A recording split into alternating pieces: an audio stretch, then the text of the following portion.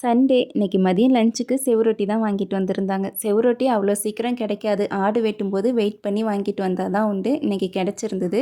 மஞ்சத்தூள் போட்டு நல்லா வாஷ் பண்ணிவிட்டு சின்ன சின்னதாக கட் பண்ணி வச்சுட்டேன். வெங்காயத்தை கட் பண்ணாமல் 1 2 அரைச்சி எடுத்துட்டேன். ஏன்னா தோட்டத்துக்கு போக வேண்டியது இருக்குது, டைம் ஆயிரும்ன்றதுனால. இதை ஒரு சுக்கா மாதிரி ரெடி பண்ணியிருந்தேன். எண்ணெய் ஊற்றிட்டு பட்டை, கிராம்பு, ஏலக்காய், அன்னாசிப்பூ, கல்பாசி போடணும். வாசம் வந்ததுக்கப்புறமா வெங்காயம் போட்டு வதக்கணும். இது கூடவே பச்சை மிளகாவும் இஞ்சி பூண்டு பேஸ்ட்டும் போட்டு இதை நல்லா வதக்கணும். இதோடைய பச்சை வாசம் போனதுக்கப்புறமா மிளகாய்த்தூள், மட்டன் மசாலா, கரம் மசாலா போட்டு நல்லா வதக்கணும். இதோடைய பச்சை வாசம் போனதுக்கப்புறமா கட் பண்ணி வச்சுருக்க செவரொட்டி போட்டு நல்லா மிக்ஸ் பண்ணி விட்டுட்டு கொஞ்சமாக தண்ணி சேர்த்துட்டு தேவையான அளவு உப்பு போட்டு மூடி போட்டு வேக வச்சுருங்க. 3லேருந்து 4 நிமிஷத்துக்குள்ளேயே நல்லா வெந்துடும்.